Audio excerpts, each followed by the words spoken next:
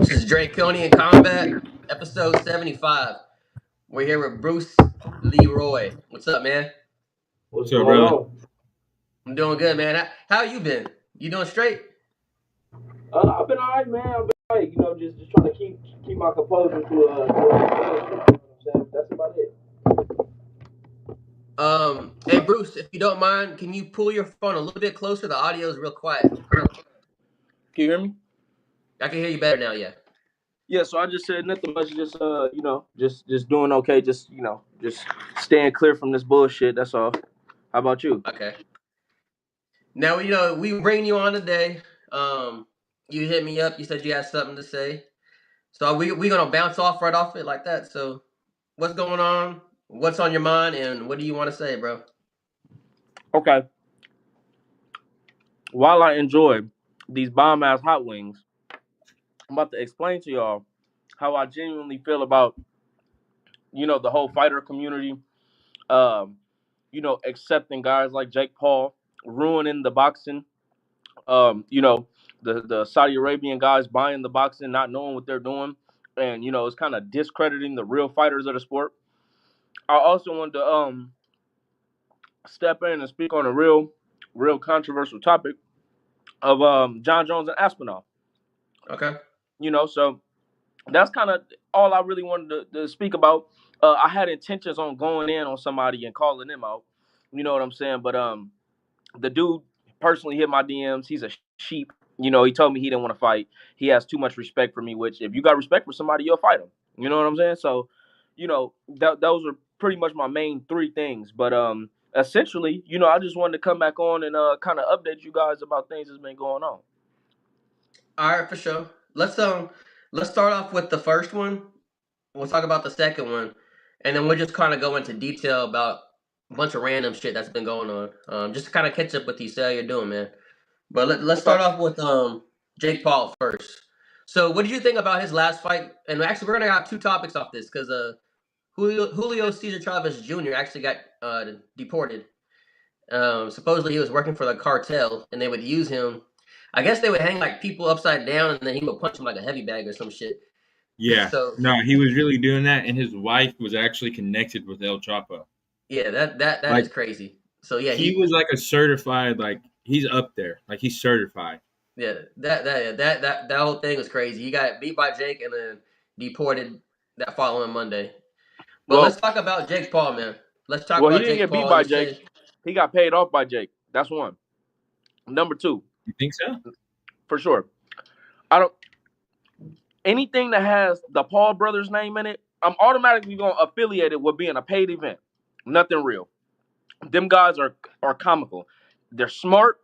They're investors. You know what I'm saying? They're plantation owners. They good at what they do. You know what I'm saying? They good at what they do, and I credit them for that. But I don't give them the credit of being real fighters. You can train. You can fight real retired fighters. You can do all of those things, but that doesn't qualify you as a fighter. Fighting a guy of the same malice, where you have to question, if I go in this fight, will I genuinely win? Not, I'm gonna pay this guy, and all of a sudden this is gonna be some pity patter ass bullshit. No, bro. To be honest with you, Jake Paul is on the same scale as a fruitcake to me. I'm not calling the man a fruitcake, but I'm just saying he's soft, man. He's not a somebody that we should be looking up to, aspire to be, other than his business acumen, IQ. But in terms of the sport, what are you doing besides ruining it and giving it a bad name?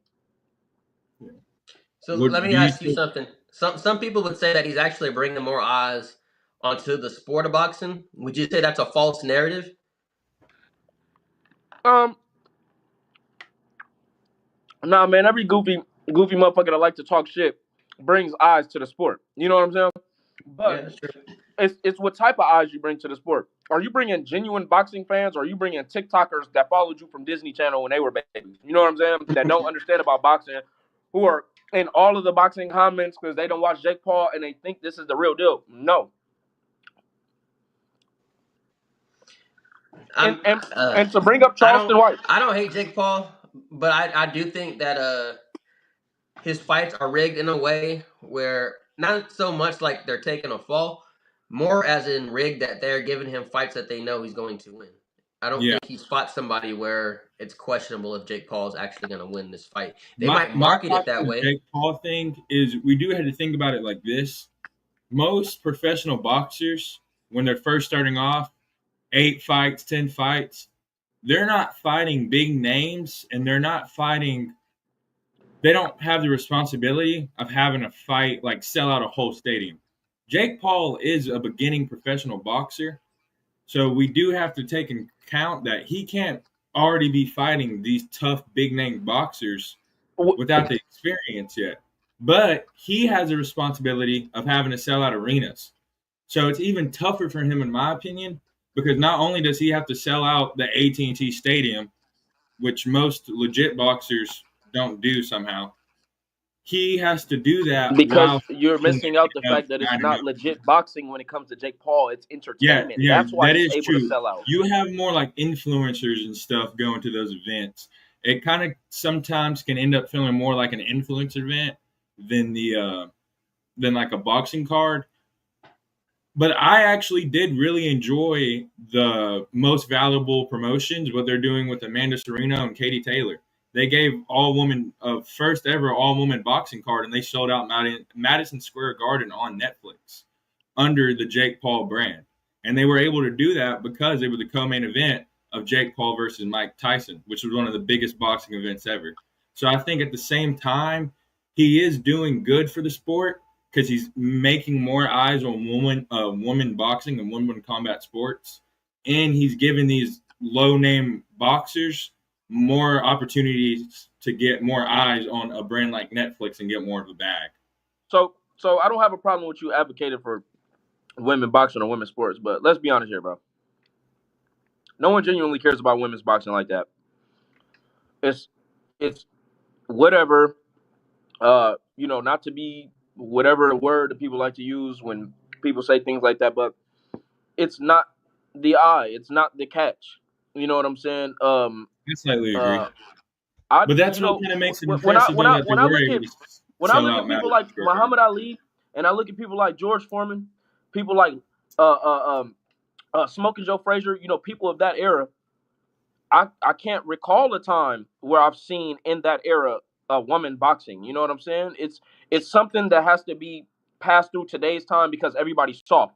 So they want to give everybody a chance. So hey, Jake Paul is giving the women a shot. So let's indulge in what he. No, nobody gives a fuck. You know what I'm saying? Nobody cares. Give yourself a shot and find somebody real for your credibility before you start digging your hands in a sport that and that's why boxing was temporarily removed from the Olympics because from Jake Paul to the whole establishment of boxing alone is iffy. And to be honest, it's the mecca. It is the mecca, but it's not the same as what it used to be. I keep telling people today's generation of boxers could not survive with the generation of Sugar Ray Leonard. You know what I'm saying? Tommy Hitman Hearns, Marvelous Marvin Hagler, dudes like that. Do you honestly think Floyd Mayweather, as he said, could have whooped Sugar Ray Leonard in a fantasy match? No, I mean, to be honest, like I said, man, the boxing's leaders of today are goofy. They all want to be in front of the camera. They all want to be Conor McGregor. They're goofy. You know what I'm saying? You don't have any more quiet killers. You don't have any more dudes that ain't fighting just for the bag. You don't have no more guys that's doing it off the pure love of the sport, and that's what makes it dead.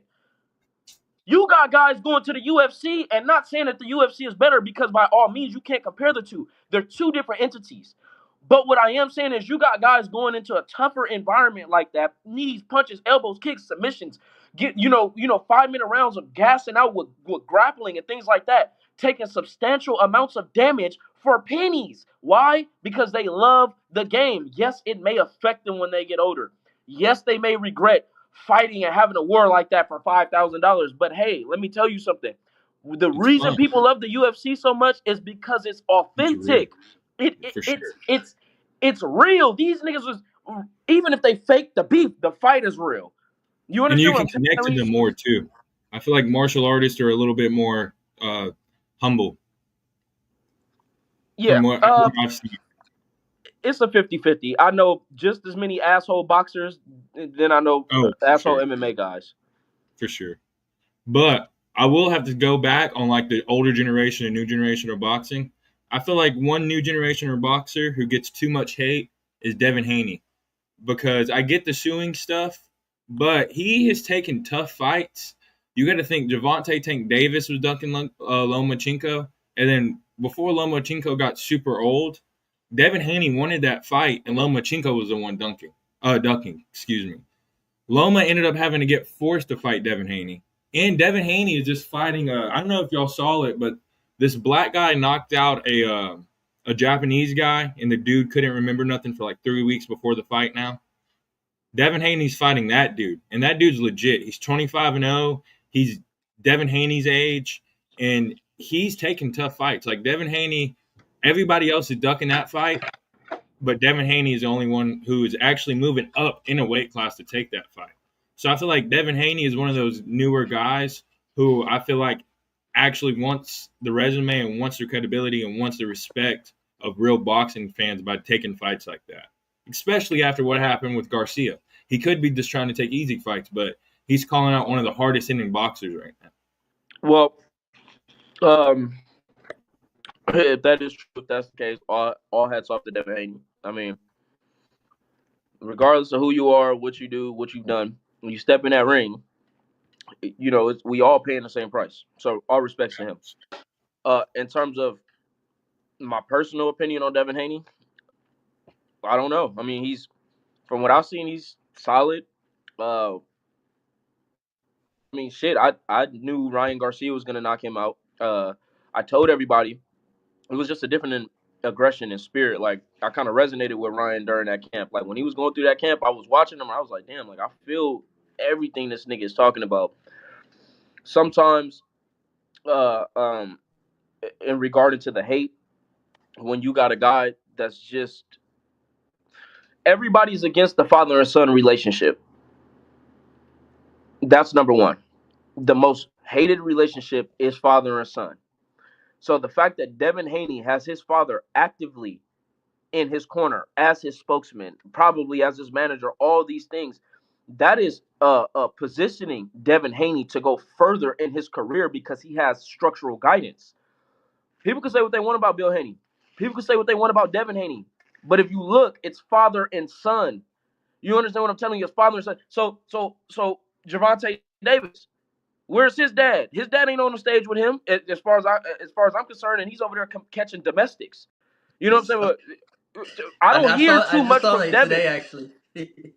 Huh? I saw that today, actually, that you brought up Yeah. the domestic violence thing. Yeah, and I mean, and not to throw shade on Javante Davis, but I mean, hey, look, to be honest, they want to shit on a guy like Haney. I mean, now, what I don't agree with is the suing part. Like, come on, bro. You know, boxing as a whole, combat sports as a whole, is fucking dirty, bro. There is a chance that you're gonna fight a guy on PEDs, on some type of steroid, whatever.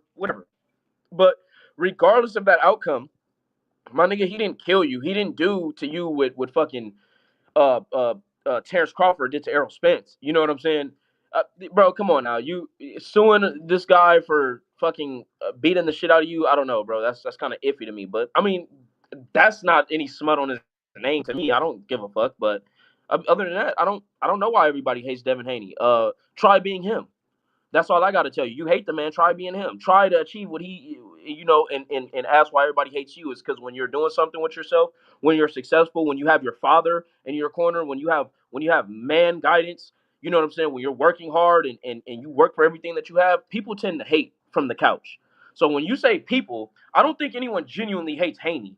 I think it's just jealous motherfuckers that's couch sitting that wish they can be where Haney's at. Yeah, you're right. I think I don't dislike Haney. I wasn't feeling him suing. Harrison has the opposite opinion, actually. Harrison thinks he should sue him, but Harrison also doesn't like. Harrison's an interesting guy. Yeah, Harrison's funny though. Yeah, but he's an interesting guy. You know what's funny though is when you're talking about women's sports, I'm not gonna say that, but that's some shit that Harrison would say. So Harrison's all over the place. So that's funny. He should have been here for that because Harrison would have been on your side about that women's boxing thing. I mean, I'm just looking at it, man. I'm not saying women should be in the kitchen cooking, cleaning, and catering and doing all this. I know what you're saying. and all of that. But I mean, come on, bro. Like, since when do a bunch of guys rally up, buy a gang of beers, spend all this money on the barbecue meat and all of this to watch two chicks bang it out? Probably not. Maybe if it's a co-main event like Wei Ling versus somebody like fucking Valentina, then yeah. But Yeah, but then look at what you're talking about. Now you're talking about two chicks throwing fucking elbows, knees, and spinning shit and yeah, yeah. slamming, and no one wants to watch women's boxing. That's the truth.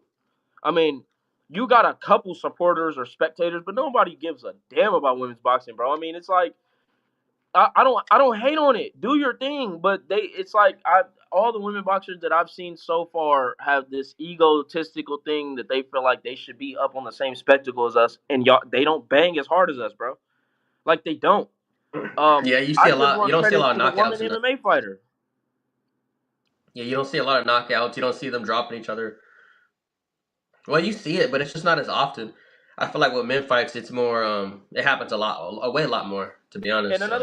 another thing I wanted to speak on was the Katie Taylor versus is her name Amanda Serrano or Yeah, Yeah. yeah.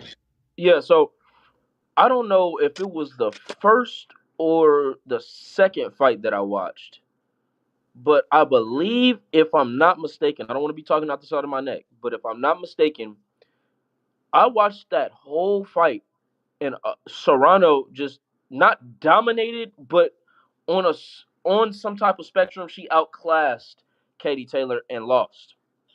So, from what I seen in the comments of this third fight, it was kind of like a similar situation. And then I was talking to my boy, and he said, "Hey, the first fight was edging close like that too." So I want to flip the script and ask you guys a question on how you guys feel if Amanda Serrano and Katie Taylor should run it back for the fourth time, and if they're, I mean, come on now, the fourth fight between these two, and it's like, like should it be a fourth fight, or should that just be a dead situation? What's the No, who's winning? Is it two it's for Katie 3-0. Taylor? You said It's what? 3-0. It's 3-0. Okay, Yep. so I remember watching them fight when they fought on Netflix for the undercard for the co-main event for Tyson and Jake Paul. Their fight was actually entertaining. But I actually thought that Amanda won that one too. But I also That's the thought one I watched I on the thought it was a Tyson close card. fight. That's the one I watched. Yeah, I thought it was a close fight, and even though she lost, I was like, nah. I mean, shit, fuck it. But it was just that close. But I did think that Amanda won. But that's like one of those things. Okay, this is the third time now. Well, that's so what Well, happens if Amanda she was if kind of it saying she doesn't even really want that fight no more. That's why I feel like you should call it. yeah. So then what happens if she beats her again? Then it's gonna go. What they're gonna go for 3-3? Like what the? It just never ended, and they're milking it. I believe if they're gonna fight a fourth time, then Amanda should have won this fight. Don't fight it. Don't She fight should have won this fight, and that's when it. it would Yeah, make sense. It doesn't make sense no more for me. They just don't want Amanda to be champion, bro. It's political, I believe. could be. So, what was the other topic that you said you wanted to talk about was Saudi Arabia unboxing, right? Yeah, so I got word, if I'm not mistaken, that Saudi Arabia, I think like some Arabian guys, they own the Ring Magazine Boxing, and Okay. Like then ring, and then like the Saudi Arabia cards too, or something like that. say that one more time. That they own like the Ring magazine stuff, I think, and then they also do like the Saudi Arabia cards. I think Yes. like the I think the first fight with Katie Taylor and Mando Serrano was one. Another one was Bivol and Beaterbev, both of them with Saudi Arabia. I think Usyk and Fury, both of those were Saudi Arabia. Yeah, and see, I think the Saudi Arabian guys that are starting to, as we all know, they have fucking money, bro. Like, like if I'm not mistaken, those guys are the ones that are our most expensive car out here. They're gonna rip the doors off that shit and drift it in the dirt for fun, and flip that shit. Like, they got money to fucking burn to play with. So, for them to invest in boxing is very big, but I believe that it's all the wrong reasons. These fighters are fucking coming out with rappers and shit, and it's all the promo and all the entertainment and the meeting each other in public and we're gonna plan to fucking slap each other. Like, it's not. Let's just say this: you don't have any more Don King type of guys in boxing. You don't have any more vicious entities in boxing that are doing this for no money. You know what I'm saying? Now that the Saudi Arabian guys are in this, they are. It's like putting a dog treat in front of a dog and dangling it. It's like all these fighters now they want to partake in this because they see the ticket, they see what you're offering.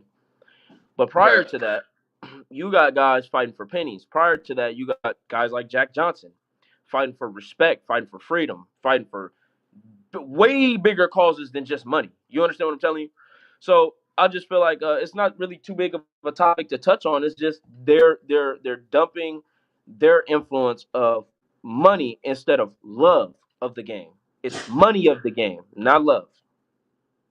Yeah, I do think. I think I always think it's good for fighters to get paid. So I think that's like one of the only real good things about it is like the fighters get paid more fighting for Saudi Arabia because they just have deeper pockets. So fighters are going to get a bigger bag. But one of my favorite fighter to watch is Gervonta Tank Davis. But he doesn't move up in weight classes and he's not active. He's probably going to give you one fight a year. And I feel like that was becoming one of the biggest problems in boxing. But if you fight for Saudi Arabia and you're under the Turkish contract with him, you have to fight. Like, there's not a choice. You have to fight more than once a year. So it's keeping boxers active because A, it's in your contract. You got to fight more than once. And B, you got to take your golden ticket of getting the most amount of money as you can, especially with a sport like that. And it could only take, realistically, with Saudi Arabia, you could just take one fight and never have to fight again. For example, that guy that fought Shakir on a short notice quit his job off the Saudi Arabia paycheck. That's how much they're paying. So, of course, boxers are going to want to stay active now. And then, for example, Shakir Stevenson fights tonight. They're gonna want to stay active, but not with the competition that the people want to see the people with. You know how Well, long? hear me out. What Shakir's fighting tonight? What does everybody say about Shakir Stevenson? Oh, what? He's weak and he runs and all that shit. He runs and then he ducks fights. So Yeah. what does Turkish do? Anyways, they're not fighting in Saudi Arabia. They're fighting in New York tonight, but it's a Saudi Arabia card. It's that, what is it, partnership or whatever. They book him against the most active puncher in boxing. And a lot of people aren't really recognizing that. So Shakir can't really run this fight because, like I said, he's fighting the most active puncher in boxing right now. And they forced Shakir to take that fight. So I feel like Saudi Arabia is actually. But how long did it take for that fighters. dude to have to do that, bro? Like that's why boxing is goofy. Dudes are That's what makes they it run until they can't.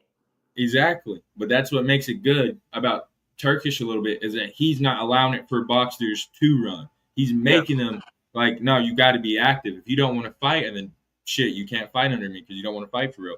If you only want to fight once a year, and then you don't want to fight. So he's making people like, because you're getting a big payday. So why would you want to fight more than once a year? Except if you really want to fight. So if you're fighting more than once a year for those numbers that they're getting paid, you have to want to fight. And that's what he's forcing them to do. I think I don't know much about it, but I do know that they have so much money where if you look at like Crawford and Canelo, and even if you look at Pacquiao and Mayweather, and I think there's other examples in boxing where the fans, people want to see those fights happen a little bit sooner, and then they end up getting dragged out, and then finally they fight.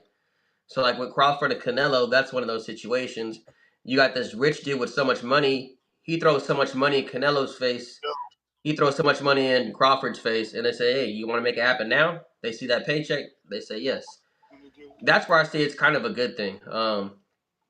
But I do understand your part too, because maybe he's not really so knowledgeable, or maybe as passionate with the sport of boxing.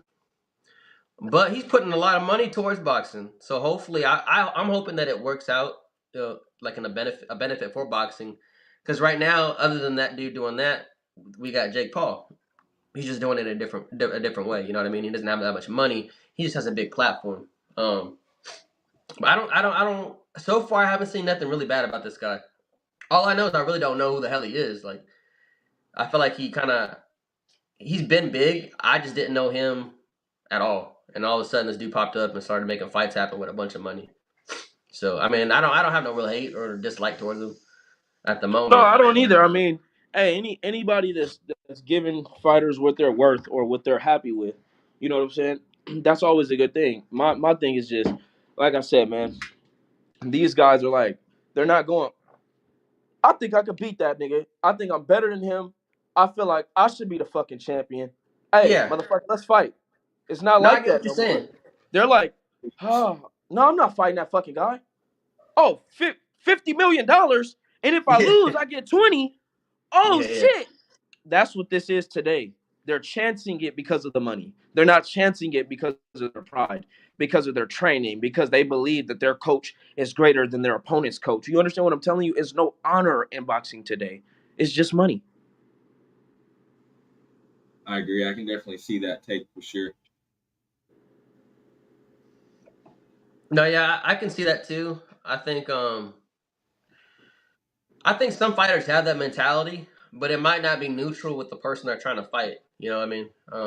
I believe there's fighters out there, there's boxers out there that have that mindset, but not every fighter has that mindset. So when you try to make a match happen, side B doesn't want to make it happen, or maybe side A doesn't want to make it happen because they feel like side B, even though he's got the skill, he's not going to pull that much pay per view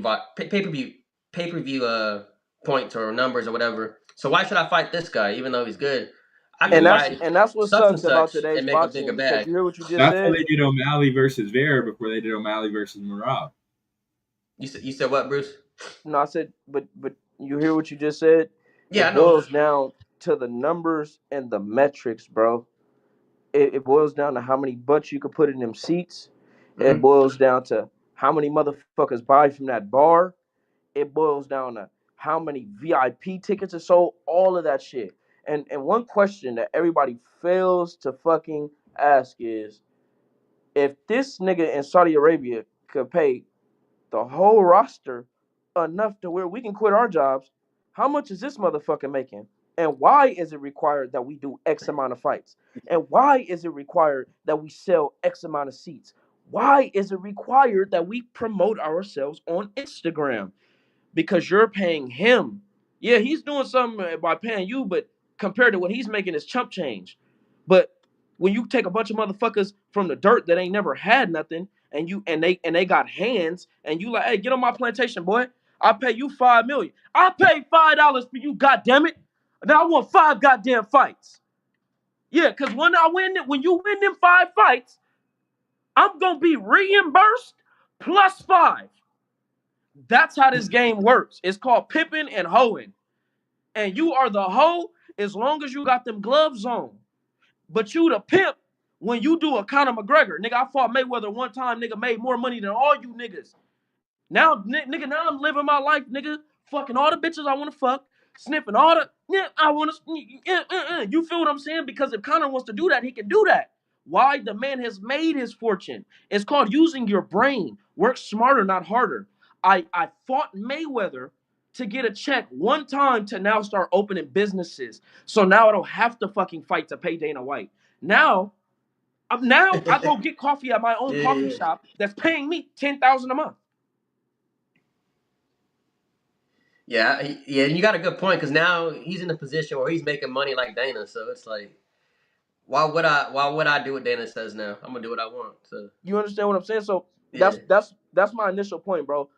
The goal in boxing, as Chris Eubank Sr. says, is to be a king amongst men, not to be a hoe for a promoter that's willing to pay for your talents because it's gonna double him in the long run.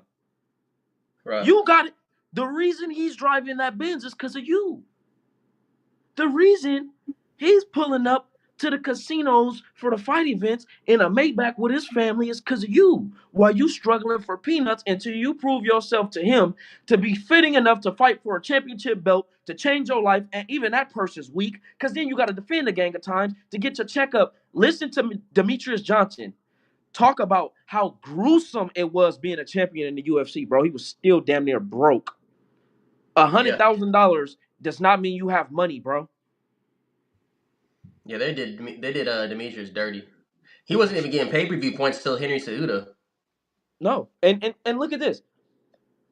Pay-per-view, you think Jack Johnson was like pay-per-view? I keep referring to Jack Johnson because he's the Mecca. I keep referring to Muhammad Ali because he's the Mecca. These guys set the tone for the blueprint, and the guys of today, the young fucking idiots, the people who don't want to have OGs, the people who don't want to listen to real game, they come in there and listen to a motherfucker waving money in their face like the Saudi Arabian guy, and they don't listen. Why do you think Ice Cube started his own basketball league? The Big Three? Even though it may not be as big as the NBA, it may not ever be as big as half the shit out here, but it's something for our people to succeed in, bro. This game is not meant for us to succeed, bro. It's meant to make the next next promoters family rich and to pass the wealth down on and down on and down on, bro. That's what it's for. We're fighting for the love of the game, and then when the money comes in, it's an incentive. But when you give a great deal of money, it's not an incentive, it's a job. And that's where people get fighting fucked up. It should never be a job. It should always be something that guides you in life. And this is not what guides people anymore. They're waking up training for the check, training to post for likes, training for the, oh, you're a fighter? Yeah, man, I'm a fighter. They're training for that shit. They're not training because it helps. They don't study Bruce Lee anymore. They don't study Michael Jai White anymore. They don't study guys like Grandmaster Dennis Wesley Horton anymore. They don't study guys like Judo Kano. They don't study these people, man. They study fucking idiots. They look up to meathead niggas that got so much CTE they can't tell you how to fucking write a check, bro. You understand what I'm telling you? So at the end of the day, my whole standpoint with fighting and fighters is don't call yourself a fight. And my point earlier, why I brought up Charleston White. He said something that was very good. He said, "Yeah, nigga, I beat up the motherfucking island boy. Yeah, I beat that motherfucking nigga ass. I beat his ass, but it wasn't no real fight though. It was an exhibition match. I ain't no boxer. You damn right. Even he knows, nigga, I ain't no boxer, nigga. It's an exhibition match. I'm in here because these niggas is paying me. You want to get on some street shit? Look at these niggas, 4 Extra and King Pill. These niggas are supposed to be rival gang members and all this shit, woo, goofy shit, right? Goofy shit. But if the devil trying to throw you the 50K to fight your enemy in the ring, and you won't do it, you talk about, no, it ain't enough money. Nah, he don't got enough clout. I need 200,000 for the fight. But you're broke. How can you?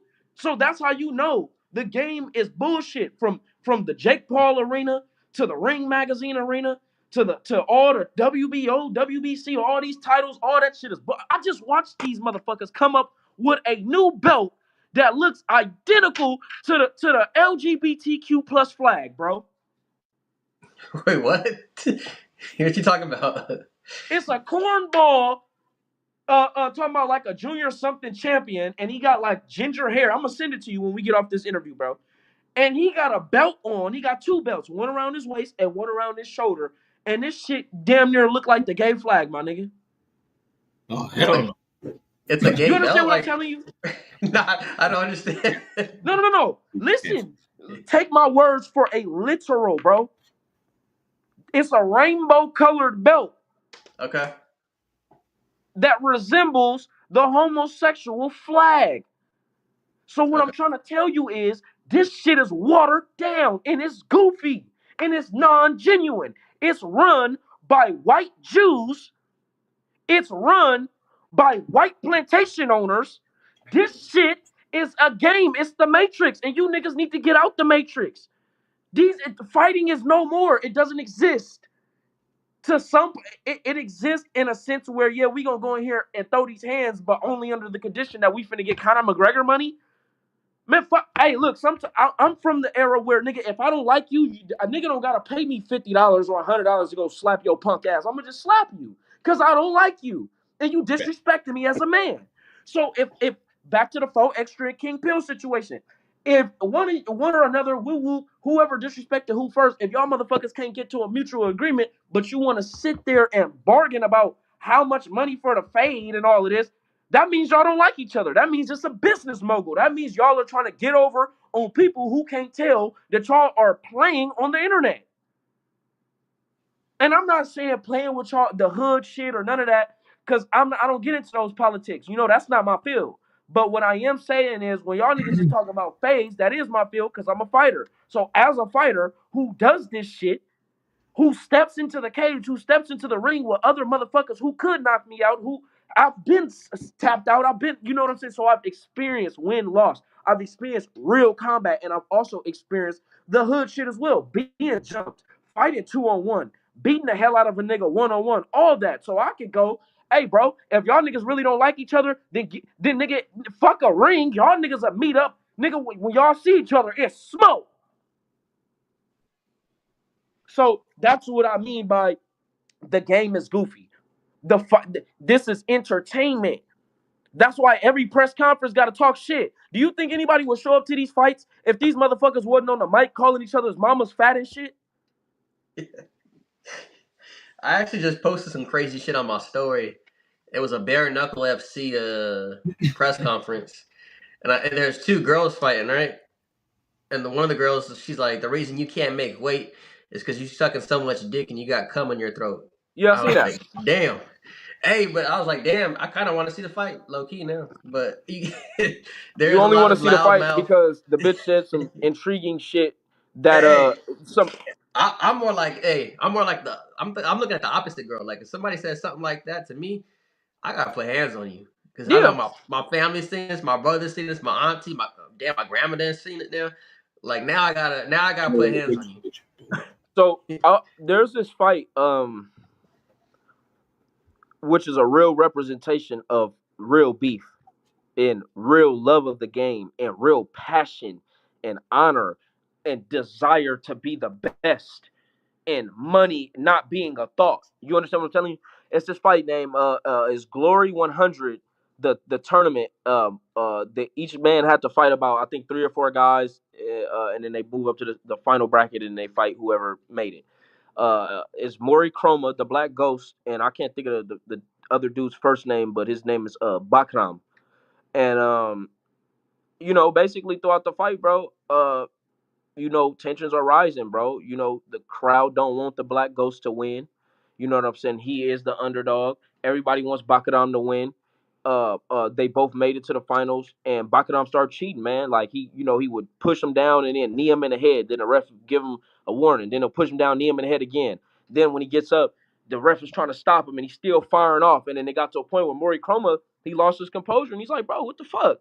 The whole team and the whole fight, like the whole commission just jumped in the ring. And once they got everybody situated, the Black Ghost knocked the shit out that dude. And I'm talking about flying knee, nigga, from the heavens. A black man, something only a black man can do. It was black magic. He jumped in the air like a black butterfly and smashed that nigga through all adversity. But I'm gonna tell you something. Bakaram was actually probably the better fighter. But it was due to the love of the game, the passion, the honor. Nigga, you cheating, and I ain't gonna cheat. I'm gonna stand on my 10. That's why Bakaram got his ass knocked out, because you're cheating. You're hitting the man while he's down. You hitting in the back of the head. You swinging while the ref is trying to intervene. All of these things is even on his end though. He, even though he was doing dirty shit, that's the love of the game. He don't give a fuck about no money, because if he did, he wouldn't be doing that, worrying about a disqualification. So no, he's like, motherfucker, I don't like this motherfucker. You trying to take what's mine, bitch. Sit the fuck down. And I understand. But a cheater gets what a cheater gets. And he got what he got. But I say all of that to say, it's good to see that in Glory Kickboxing, in the UFC, there's still actual love of the game. You know what I'm saying? You notice in these promotions that aren't as big as the UFC, you go to the Lumpini Stadium in Thailand. You go to all these different venues like One Championship, Road FC. All these real ass promotions. These guys don't give a fuck about money, bro. They love this shit. That you got motherfuckers that got molested when they were kids, bro. You got motherfuckers that watched their moms get raped. You got motherfuckers that have watched all kind of shit happen to motherfuckers in life, bro. They done watched a lot of shit happen. And they grow up and they go, all I want to do is put my hands on motherfuckers, bro. And they go to these promotions and fight. So that's what I mean by the love of the game, bro. Because you don't know what the next man has experienced in his life to make him want to be a savage. That's why Mike Tyson didn't give a fuck about no money.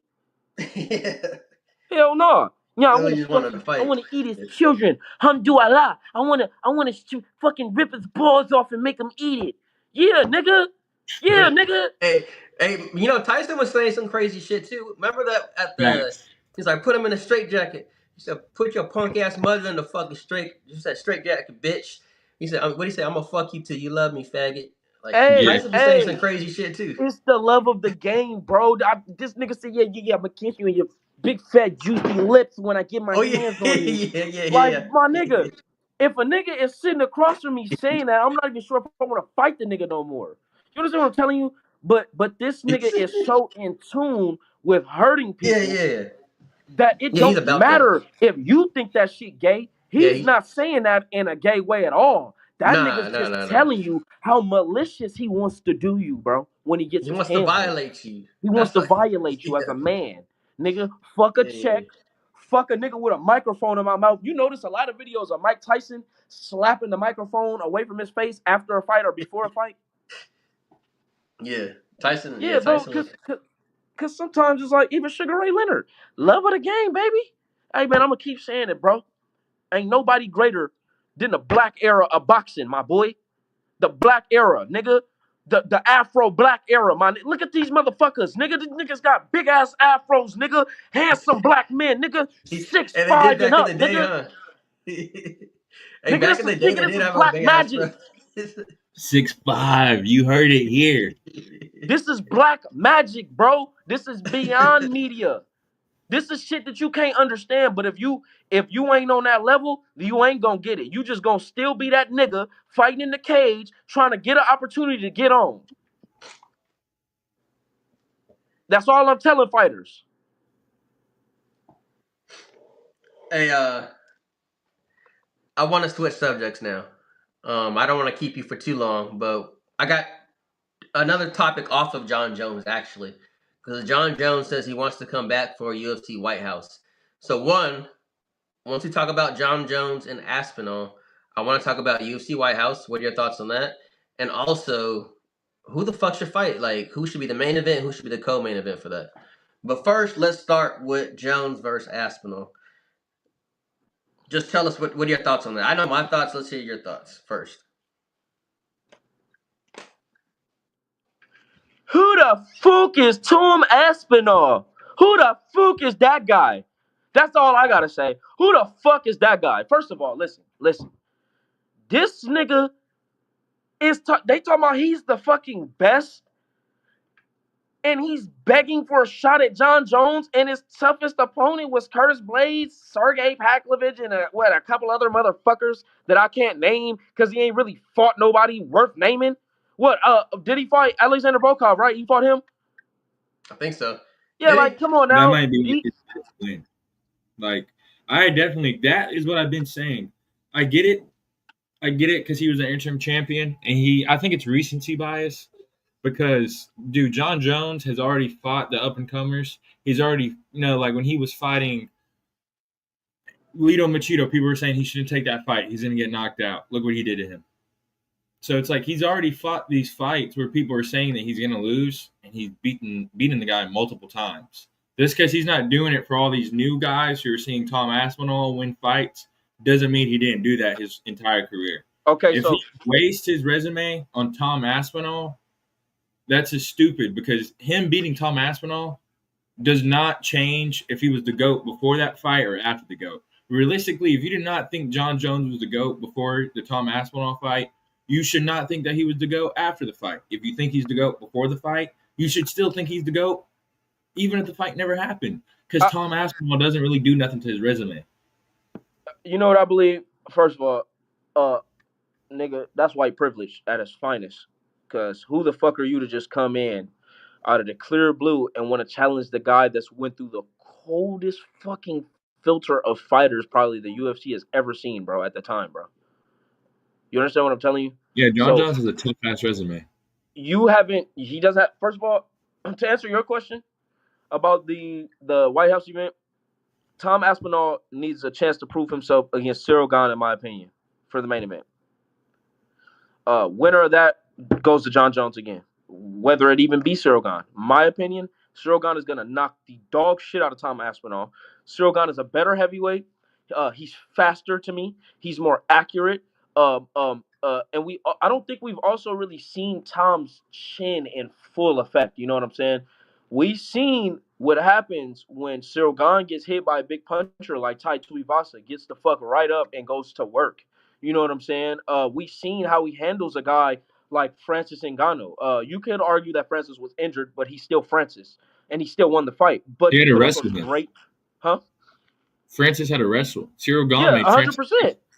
But he put up a great fight. I agree. I think Cyril Gane on the feet gives Tom Aspinall major problems.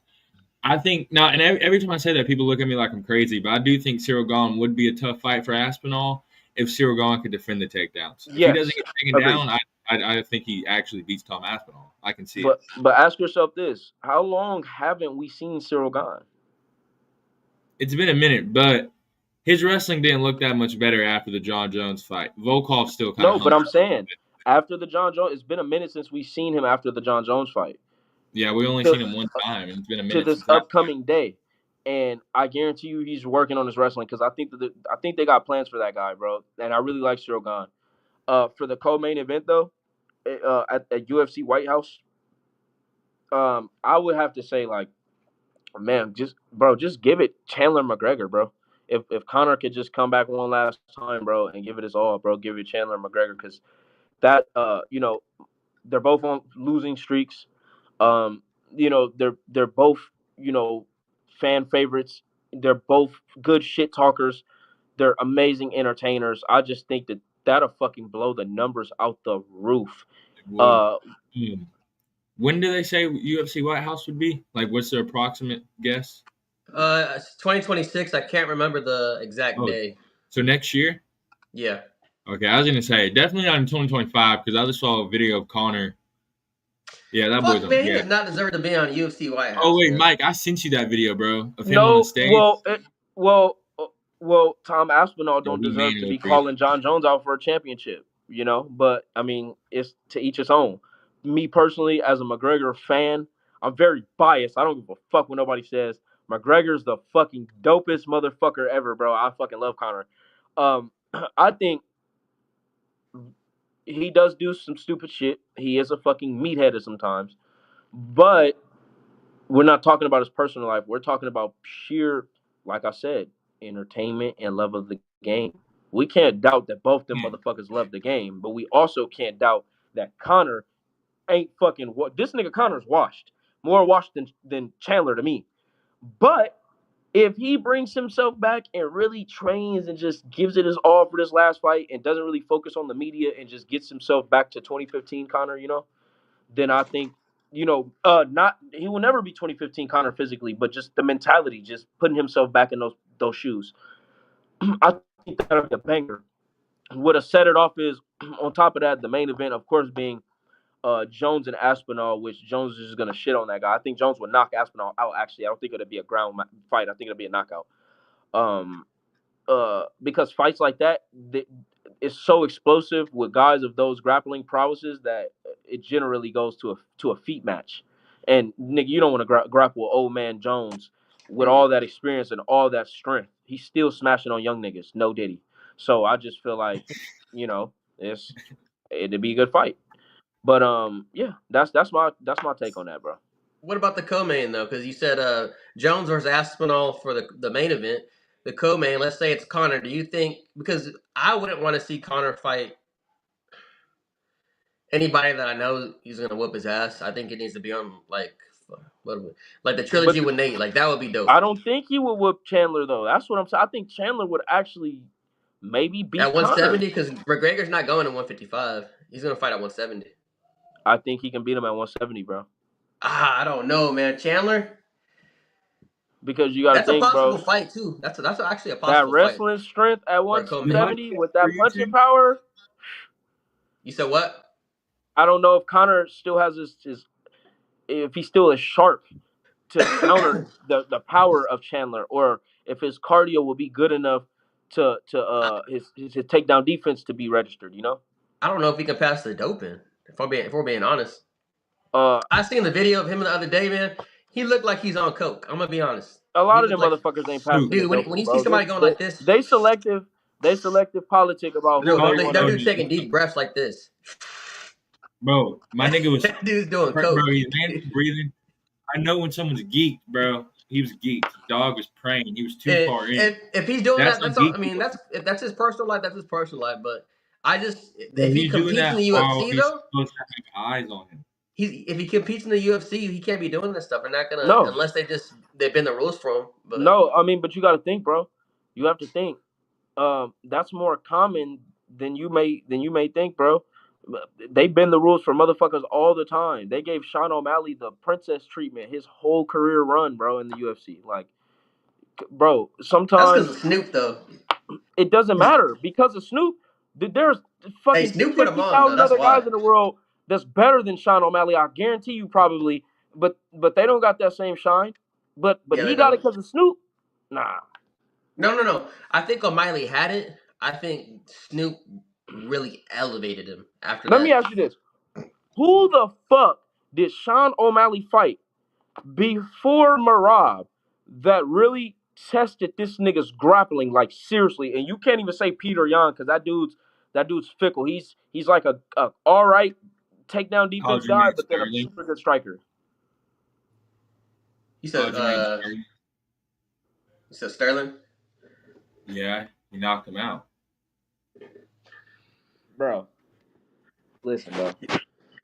It didn't get there, bro. It didn't get. Look, Sterling's not Marab, okay? And even then, this nigga, what, he only fought two guys with a good wrestling prowess. And if you look at Sterling's wrestling, it's good, but it's not like on the level of some of these other niggas, bro. Like DJ. No, to me, his wrestling is not better than DJ. Bro, he submitted Corey Sandhagen in 1 minute. So, Corey's not a ground fighter. I got it, bro. I think Aljamain, he Any taking, bro. nigga who tall as He shit humped Henry with daddy Cejudo. long legs for legs, my nigga, that throws flying knees, you're gonna get subbed, bro. If your shit ain't on par, and that's just what it is. Like, you can't say, yeah, bro, look, there's niggas, bro, there is niggas, bro, I'm trying to tell you, that is so good at this ground shit, bro, that there's nothing you can do to get away from them. Like Marab. So what I'm trying to tell you is, Sean O'Malley, yeah, he fought a nigga like Sterling, but that's about it. I don't know anybody else who's renowned. But then you go to Sterling, and his shit is getting. How many times did he take Peter Yan down? A lot. But Marab took Peter Yan a lot. Marab took Peter Yan down like 20 something times. Well, wait, no. That's what I'm talking about. What is it? What was it, like 40 takedowns? Yeah, Damn 40 near. out of 90. So it's 40 takedowns, right? Damn, 40 takedowns? Yeah, he shot like 96 takedowns. Jeez. I know his coach is pissed. So, bro, Sean O'Malley fighting a guy like that, he should have been given a couple guys a couple tiers lower than Marab with that type of wrestling early on to see where he was at, because I guarantee you he wouldn't have been the champ. You know what I'm saying? But yeah, bro, I just don't. I think O'Malley's a clown, bro. He's a good fighter. He's a good striker, but he's a clown, bro. He got exposed. His grappling isn't good, bro. Man, it's okay, but I don't like the antics that he does. That's another guy, like a clown of the sport. Like, nigga, name me one nigga that was fighting in Ali days that had, nigga, thresh leche ass color ass hair with a gay ass chest tattoo with 6ix9ine tattooed on your arm, bro.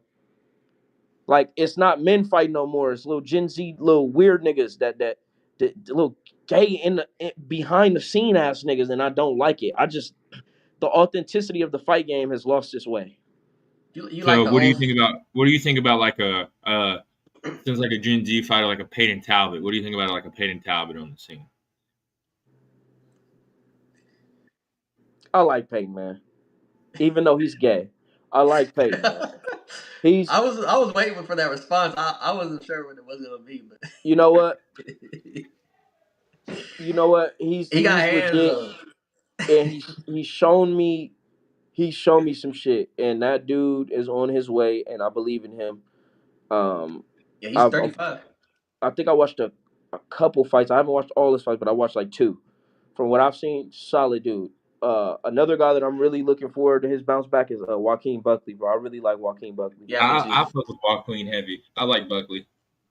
And I actually think he's going to get only better from that Usman fight. I think that Usman fight's actually going to help him get to that title. I think he Yeah, Well, I he saw mean, what he needed to see. it's experience for everybody and everything, bro. So when a guy like, bro, people think Usman is an old dog, and he is. But an old dog is the most dangerous because of the knowledge that he's ascertained through his lifetime. You understand? So, through his experience in this game, he was able to outclass Buckley. He was able to school Buckley. But if Buckley is wise enough, he will watch that shit 1,000 times again and drill every single thing that he was getting taken down on, struck on. You know what I'm saying? I agree. But back to Peyton. I mean not Peyton. What's that dude's name? That the wrestler dude, and he just lost and lost all his hype.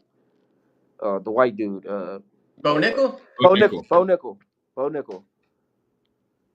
I'm curious to see what's next for him.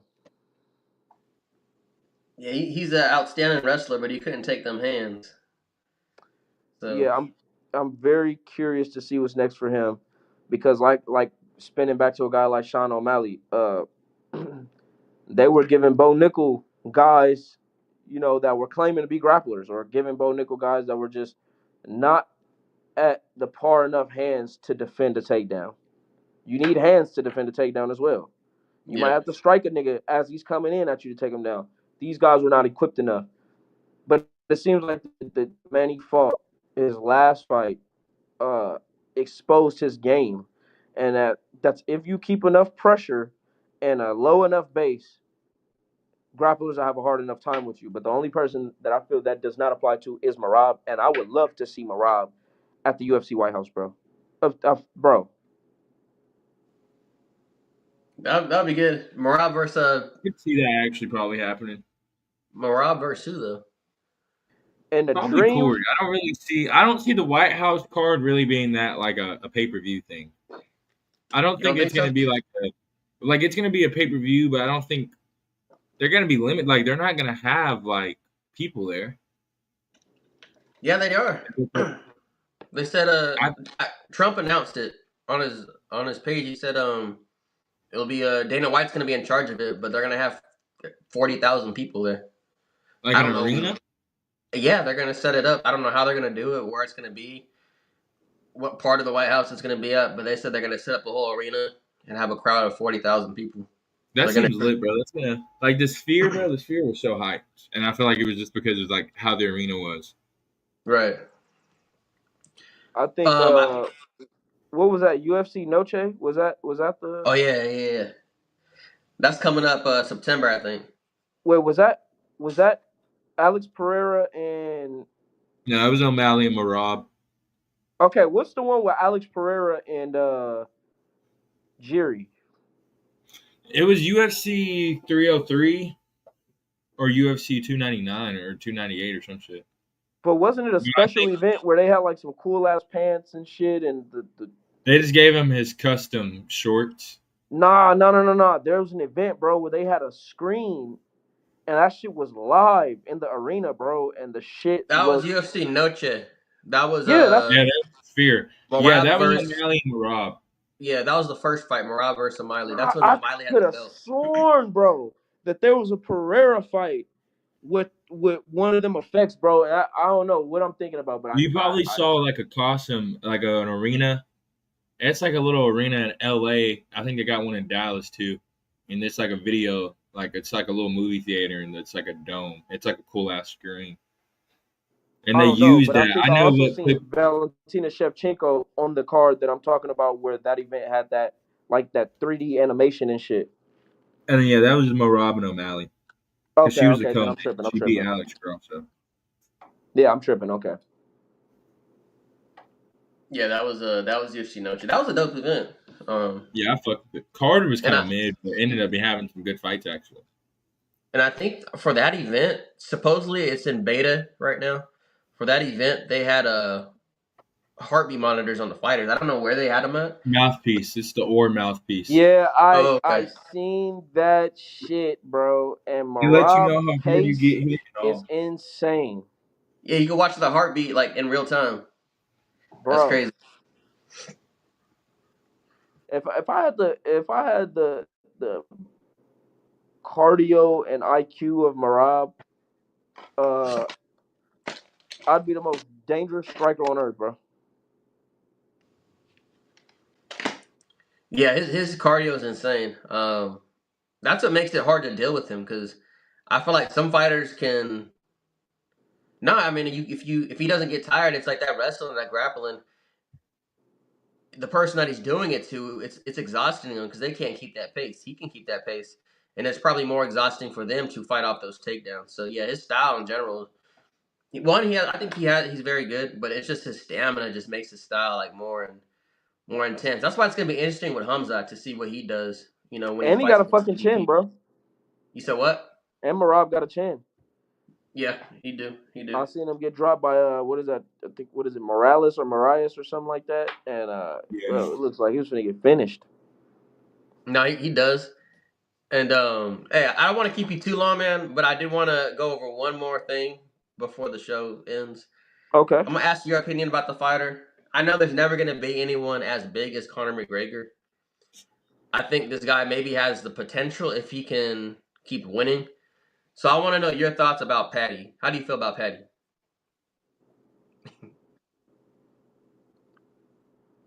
I like the guy. I All honestly right, like the okay. guy. Um, I think he's entertaining. The fucking dude could bang, bro.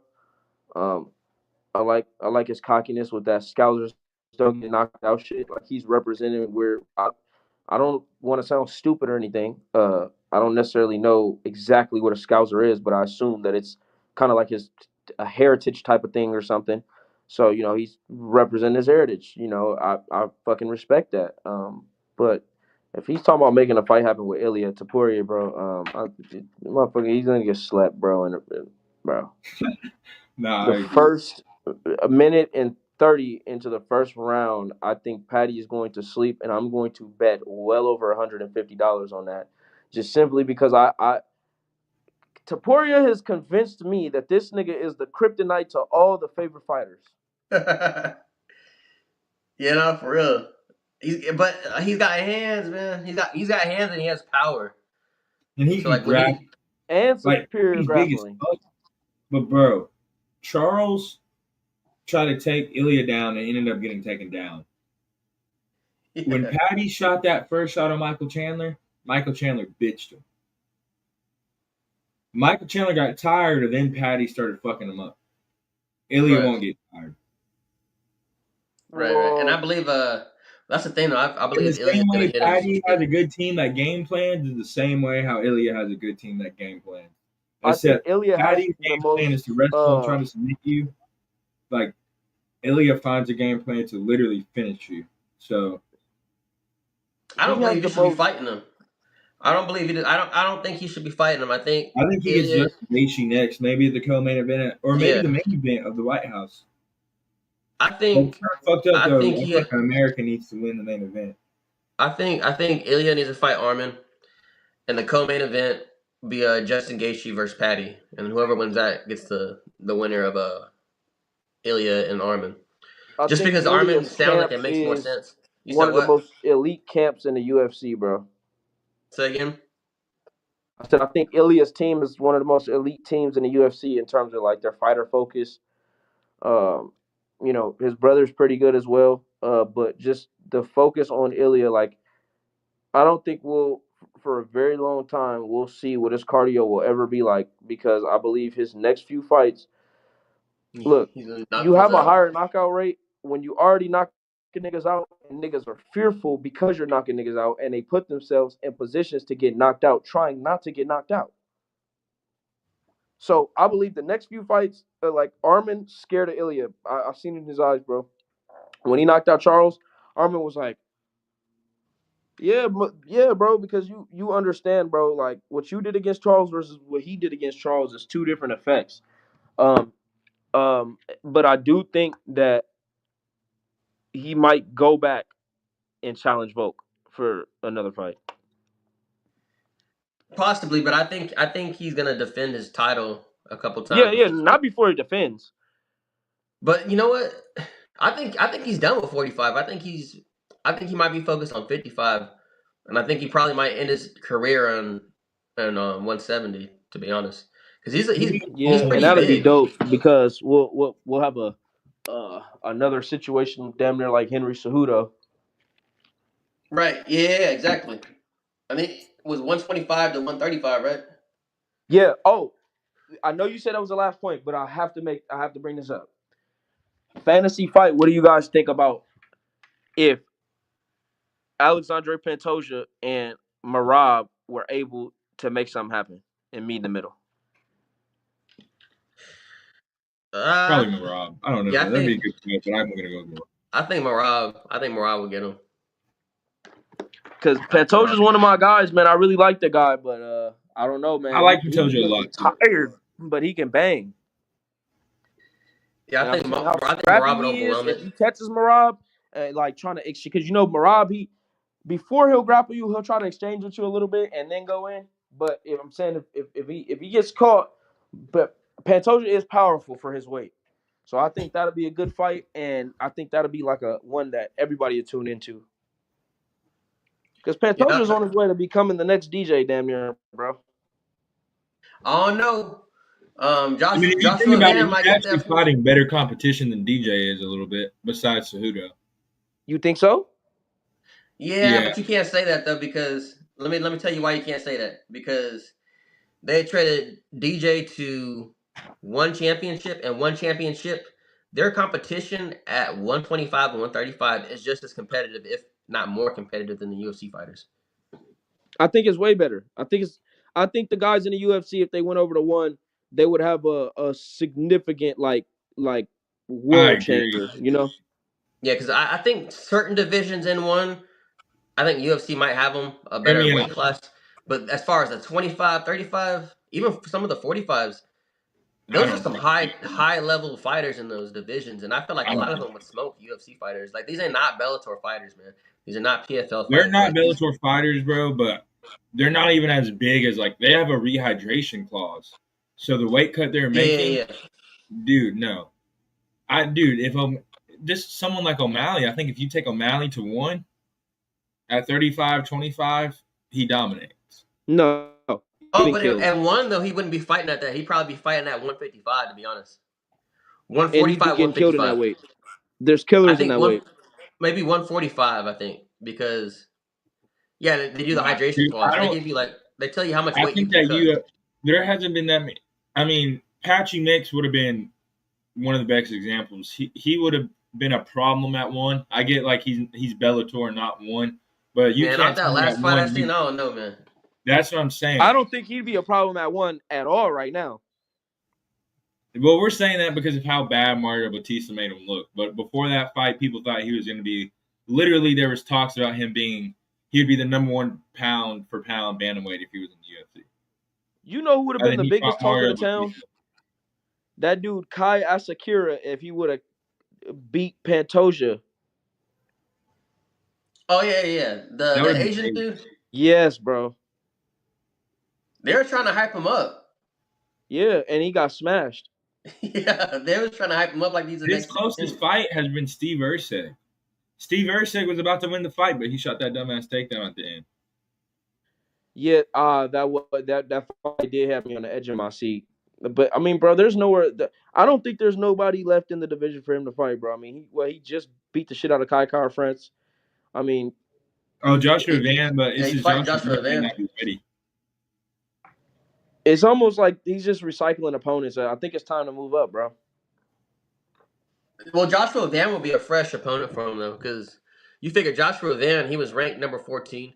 He got the opportunity to fight the number one, fuck number one up in a beautiful fight. but he fucked the Yeah, dude him up. and Brandon Bell was an awesome fight. Yeah, and then because he did so great against the number one fighter, because there's number one and there's champion. He did so good against him, they gave him a title shot. So after he fights Bro, Joshua Van, I believe he should move up because after that, yeah, you pretty much clearing the Yeah, whole no, I division. wasn't thinking about that guy. I wasn't thinking about that guy. You're absolutely right about that. I think he definitely should fight that guy just to clear the division. You know what I'm saying? But Yeah, but once after he that, does yeah, that, move he's up. solidified as clearing the division. But if he moves up without fighting that dude, it's almost like he left one on the table. And it lets you know something. You're fighting the dude that was ranked number 14, jumped all the way to number one contender because he beat the number one contender. You fight that dude. You just fought somebody that pretty much didn't clear the whole division, but took a leap over the whole division because how good he did against the number one Yep. ranked fighter. So it's like, yeah, you're right. Like after or I'm not gonna say after because I would like to see Joshua Van win. But if he does beat him, yeah, then at that point it does make sense to move up because you pretty much did clear the whole division. At 135, that'd be crazy though, and I think that's more possible with him and Marab meeting if he moves up to 135. Yeah. I want to see him and Figueroa. Uh, I want to see him and Marab. I want to see like shit. I want to even see him versus O'Malley.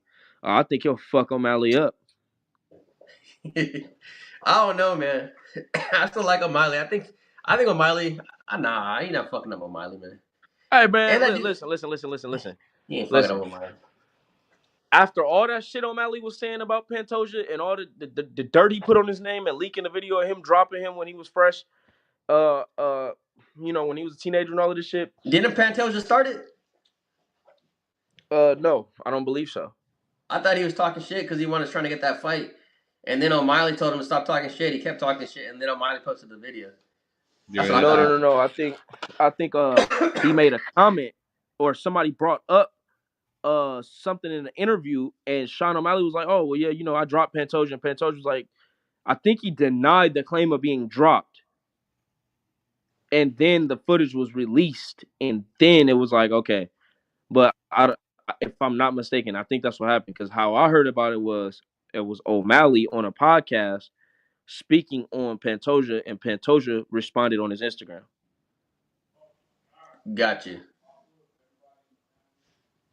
Yeah, I didn't know that, but But then again, I could be wrong because that was information that was told to me. I think O'Malley would still smoke him, man. I think O'Malley's too big. Yeah, he might be, but I'm just saying that I just don't like the guy, and shit. If Pantoja can get his ass down and sub him, then do that. Nah, I think man, I don't know. I think there's exciting fights for him at that weight class though.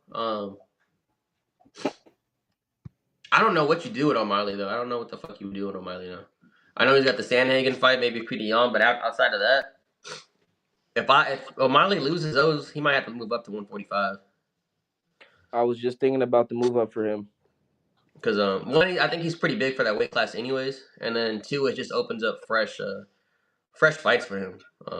Because in that top five, it's really competitive in that 135. And I believe O'Malley can fight that top 15. Probably whoop more than half of them, but that top five is so tight. It's gonna be kind of hard for O'Malley. All right, Agree. Bruce, I'm finna close it out, man. Do you have anything you want to say? Closing comments. It could be something you want to get off real quick. It don't matter. Any shout outs or anything you want to say before we close out the show, man? Yeah, man. Just one thing that I really want to emphasize on is just real quick before we close is uh young kids trying to find themselves through the streets is never the option. And as many as you little niggas and little women, females, and all of that be liking to fight and be in the streets and do all of that, there's opportunity for you to do that legally, and that's just signing up to go to a gym and signing up, going to the doctor to get checked out and go fight. The streets is not a place. God did not put us here to run the streets and kill each other. So if you're struggling with any mental health, if you're struggling with any addiction, anything like that, always look up and always remember you a man first. So before you pick up a gun, you got to look at your hands first. That's a good message, man. And Sure. I appreciate you talking about that stuff. And our platform is open to anybody can say anything if you have anything on the voice. So even stuff like that, we appreciate you saying. So if you ever want to come back on the show and even talk more more in detail about that type of stuff, you're more than welcome to. All right. Yes, sir. We Appreciate you. encourage we encourage that stuff, man. We like to hear stuff like that, For especially if sure. you're trying to spread positivity with your platform. So we can It's a good appreciate message. that. That's for sure a good message on a good platform. Yes, sir. And I appreciate both of you guys, man, for giving me the platform to speak and to also be free with my words. I know I keep saying last thing, but last thing, I hope I really didn't offend anybody who may watch this when it comes to the topic of women boxing and things like that. I love women. I'm all for the women empowerment. But my only statement and claim is no one cares for women boxing like they care for the standard of man boxing, So, and I don't believe that transgenders should be in sports that are the opposite. Hey, look, if you was born a man and you want to be a girl, bitch ass nigga, get in the field with the niggas, cause you ain't a girl. That's all I gotta say, and I'm gone. Okay. On that note, this is Bruce Leroy, Draconian Combat, episode 75. We're out. Sure, y'all have a good one. Much love, y'all. Peace. Much love.